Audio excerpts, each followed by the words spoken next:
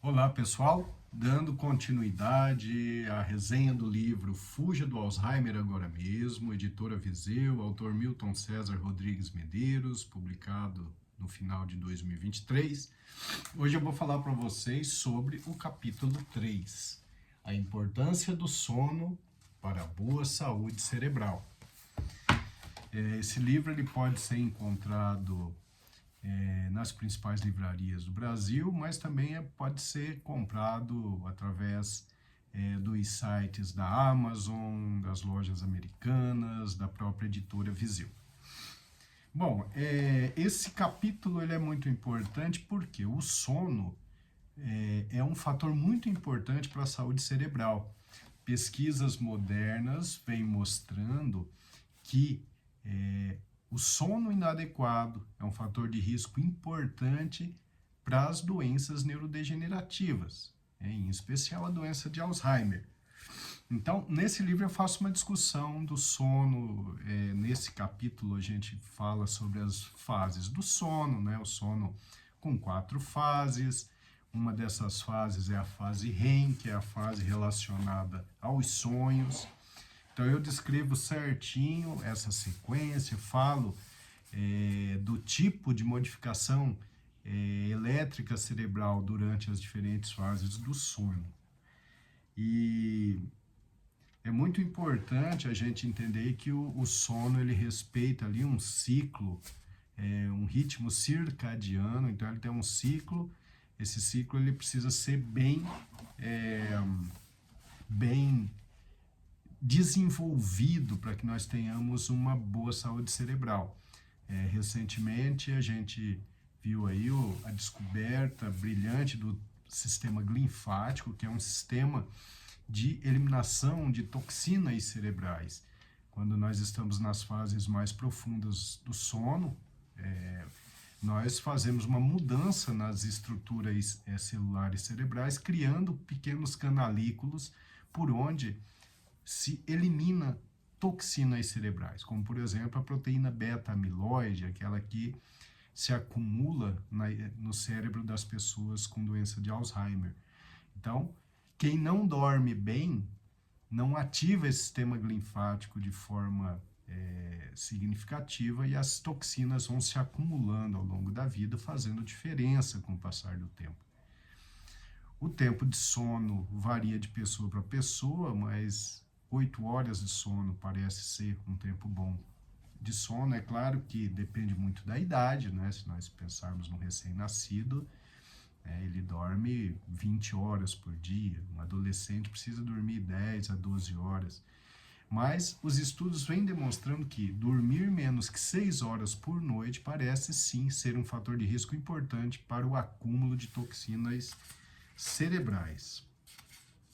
Nesse capítulo eu discuto alguns trabalhos científicos, algumas pesquisas importantes, mostrando, por exemplo, que a prevalência do distúrbio de sono é muito alta. Eu cito aqui um estudo da Revista Brasileira de Epidemiologia, do professor Zanutto, estudando uma cidade do interior de São Paulo. Ele observou que quase 50% das pessoas tinham distúrbio de sono. E o distúrbio de sono, ele é diversificado, né? Nós temos a insônia, que é a mais comum, mas nós temos a apneia obstrutiva do sono, que é algo importante. Nós temos síndrome das pernas inquietas, movimentos periódicos de pernas. Nós temos os pesadelos, o bruxismo, que é a contração forte da musculatura da mastigação durante a noite, com ranger dos dentes, sonambulismo, terror noturno. Então, são vários os distúrbios de sono e, obviamente, todos eles acabam atrapalhando a arquitetura do sono e facilitando o acúmulo de toxinas cerebrais. De todos os distúrbios de sono, a insônia e a apneia obstrutiva do sono são as mais comuns. Então, eu discuto mais profundamente nesse capítulo, né? A apneia obstrutiva do sono está relacionado a roncos noturnos associados à apneia, paradas de respiração por alguns segundos, e aí depois a pessoa volta a respirar e a roncar novamente. E aí eu explico direitinho nesse capítulo que nós temos um exame chamado polissonografia, um exame extremamente importante que mostra qual a gravidade dessa apneia obstrutiva do sono. Numa polissonografia a gente consegue estudar o índice apneia e hipopneia, a gente consegue ver quantas apneias a pessoa faz em um determinado período de tempo.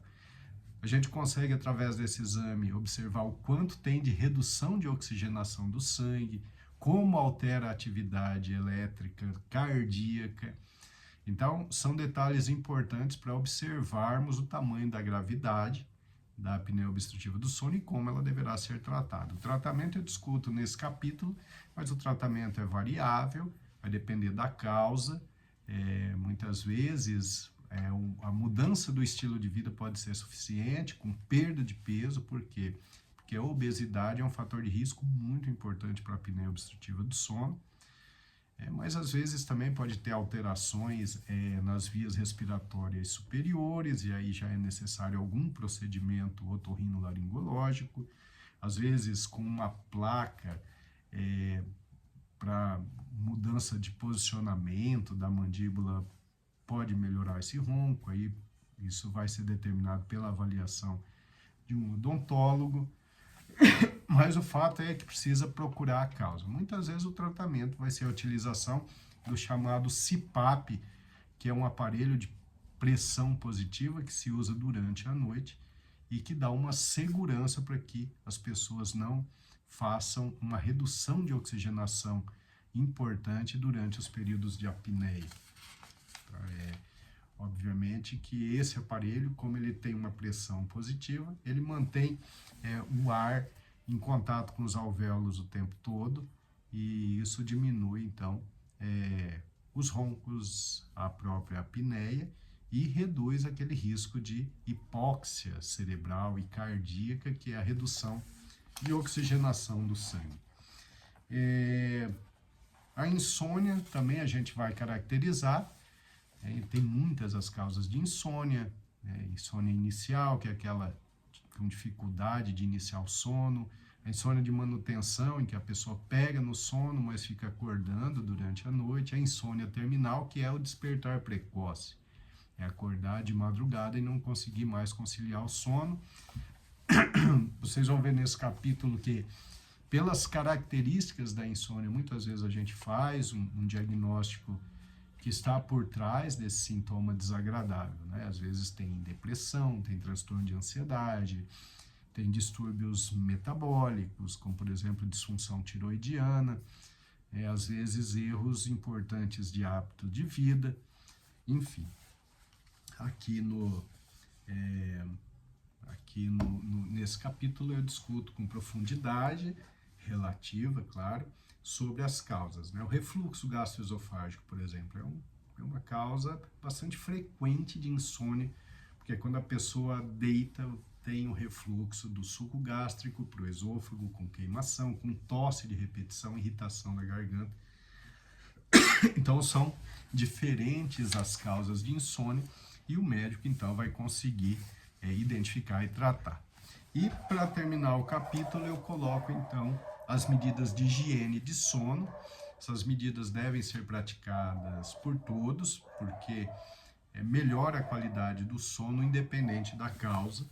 Vocês vão ver nesse capítulo que eu coloco 13 medidas importantes, né? Então, lógico que no livro vocês vão ver com mais detalhes, mas um local de dormir adequado, com temperatura agradável, sem barulho, procurar deitar-se e levantar-se nos mesmos horários, ir para a cama quando tiver sono, não usar a cama para ver celular, televisão, telas. A cama realmente ela tem que ser relacionada ao ato de dormir. É claro que a luz das telas também vai impedir a nossa pineal de